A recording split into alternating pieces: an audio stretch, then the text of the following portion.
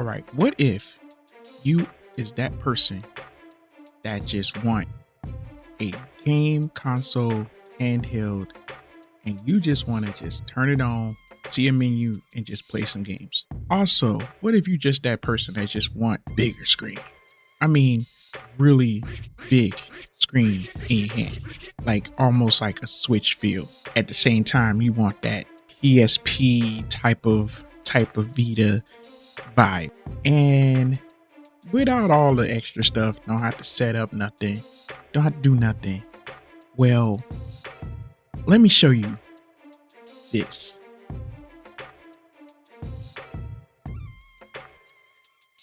What is going on, you guys? Your boy Famous K Video Gamer Entertainment. And before we go any further, make sure you hit the like, subscribe button. Click on like, subscribing.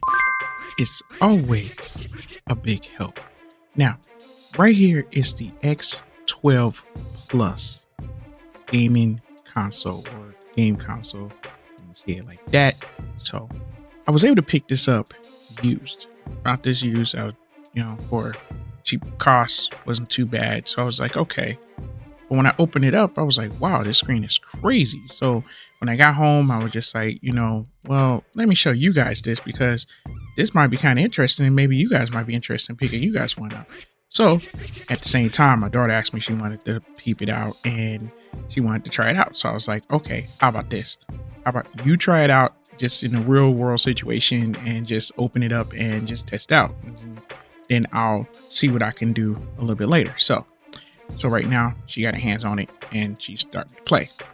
So at the same time, we was able to discover some games. We didn't find like all the games on here. We didn't search all the way through on the games, but this is just what's on the front screen. Now, according to what I hear that there's like 1,000 games on here. So, but there are also ways to get to those games. But we just wanted to test this thing out, play it, get down on some games, and just see how it is. Here's the notes I found. Okay, first, when you turn on the power, there's going to be games on the front screen. Okay, the rest of the games that you're going to be able to find is in the game folder inside. This thing packs in about 16 gigs inside, just without SD card. And we're gonna get to SD card part after a while. So, and I feel that it says that it surpasses 95% of the games out there on the market. I don't know about that. Okay, of course you can connect it to your computer and download some more games, some of your favorite games, ROMs, photos, videos, movies, or delete contents as much as you like. Now, in my opinion, I tried that. I'll get to that pretty soon after a while. Okay, it says support free download games. You can also find games in related formats on your browser, like arcade games. It does up to like PS1, arcade, Game Boy Advance, Game Boy Color, Game Boy, NES, Dell and Super Nintendo, Mega Drive, which you can say Sega Genesis, and also it has a 7.1 large screen, so full color. I would probably say more about 800 to 480 resolution. Okay, so that's just my opinion. It plugs to the TV, which you have CD-AV cables. So it says that it supports Windows 2000, Vista, XP, Windows 7, Windows 8, Windows 10. So I'm quite sure that meaning like as you plug it up to the computer, you'll be able to read some of the stuff. Okay, I mean, I'm quite sure that some of you guys, if you guys do have this console, you guys can probably figured out how to plug up to your computer and figure out other things. I guess that didn't happen for me. The cable didn't work. Upon observation, I was able to see that the screen is not as bright. It's a decent tone. I think it's decent to relax in. But if you kind of like lean it a little bit, you could barely see it. So it's really just one of those type of screens that you can just sit back, chill, and as long as it's in your face, you're good. Like say for instance, somebody else is around and they want to see the screen, you're gonna have to like tilt it so that way they can actually see. Not that the kids was able to play, they had some fun. They was finding some real good titles. I wanted to try out this whole SD card thing. So I got me an SD card, I formatted to FAT32, and I put some of my own library titles up in here, and I wanted to test it out and see if it works. Now, I did discover something that I had to do before I did that because I had to re-put the games in there, okay, for it to read. Now, if you get one and you get an SD card, I'm going to tell you exactly what to do. First, pop the SD card in there.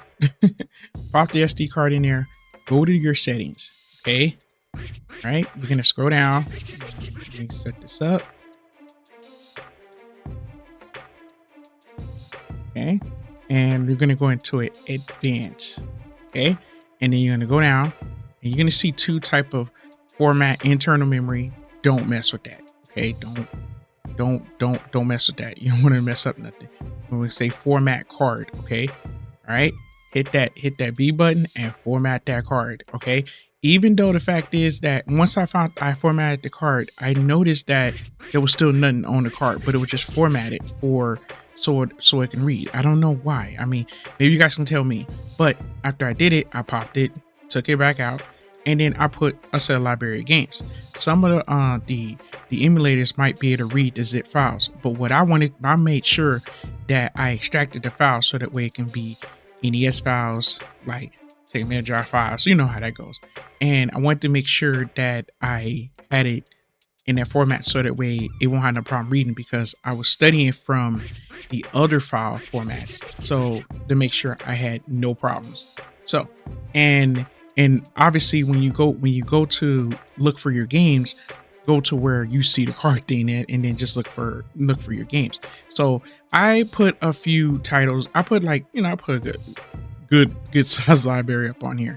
So I went to CPS, all three. I basically was copying off of what was there, but I also wanted to test out some others. Like I wanted to test out Sega 32X, and I wanted to test out the Master System. I just wanted to see if it's gonna work. I extracted the files and I wanted to see if it's gonna work, but it didn't work for me. So let's just go ahead and let's test out a couple of games that I did have on the card that should work. So we're gonna go back to that card directory, and then we're gonna go to this arcade, because I want to peep out some arcade games. And let's see what I'm okay. That's right, I found something. All right, let's do it. All right, so we got Alien vs Predator, and works really good. This is running off the SD card, and works really good. I also wanted to tell you that the sound does not get really loud, so so instead of me just going through that whole thing, but as far as the gameplay goes, everything works well, stuff like that. So also I wanted to go ahead and I want to test out some of my other titles in my library. So I'm just gonna pop on the game here, and I also want to show you some other cool stuff that I did discover on here. So let's go ahead and find a game. Let me find something really fast. Okay, we're gonna come put this on. All right, so right now everything looks good. The screen looks good. I mean, don't get me wrong, the screen looks good. I mean, even if it's 480, I mean, it still looks amazing. Okay, so notice that you can save your game, which is but your keyboard mapping, this is what I was loving about this handheld.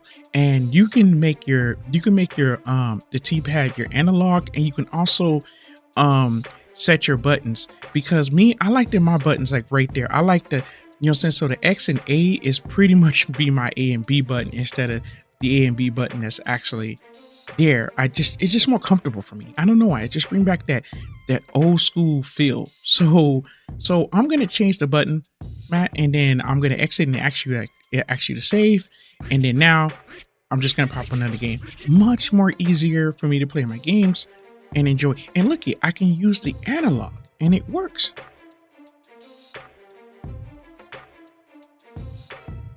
That's so cool. And then I can just save my progress, come back to it later, and it's cool. And for this thing to be like this is awesome. Okay, so let's go ahead and go to like some Game Boy games, and I'm gonna pop on the Game Boy.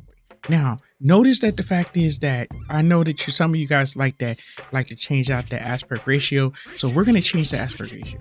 Check this out. We're gonna go to scale.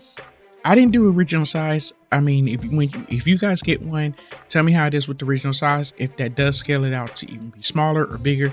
But I just want to go to scale. Let's see. Now look at that.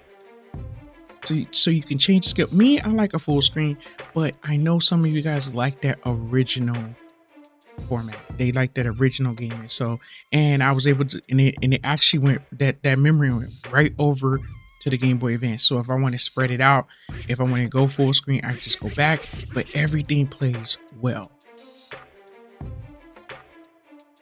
No problem. That's what I'm talking about. That's what I'm talking about. And it's responsive. I mean, the T-pad is a little bit bigger, like, you know what I'm saying? Because, you know, they tried to mimic that whole PS Vita type of vibe and stuff, or PSP type of vibe. But it's working well. It's I have no problem.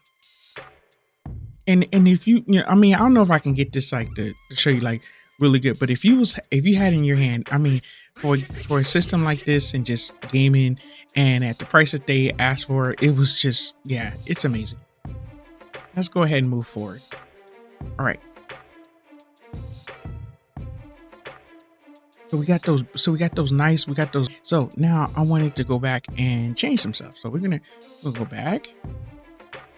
Let's just say this again, and that way, if we want to put that screen size back to where it is, just go back to full screen. Boom.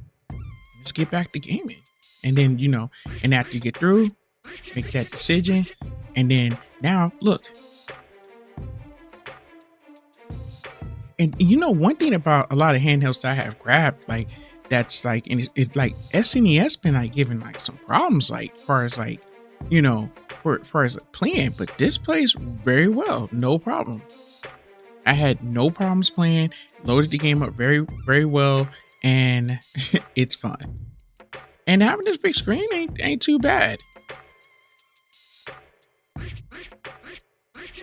Yeah, so I wanted to show you one more, and we're gonna go right to PS1. Remember, the PS1 games wasn't up on the front screen, so we're gonna try this out, and I want to see if it works. These are off my files, and look it, yes, works very good. And me, because because it's PlayStation, it had that full screen, and this is gorgeous. This is gorgeous. We'll go ahead and like go back to one of my, okay, now this was the game right here. Yeah.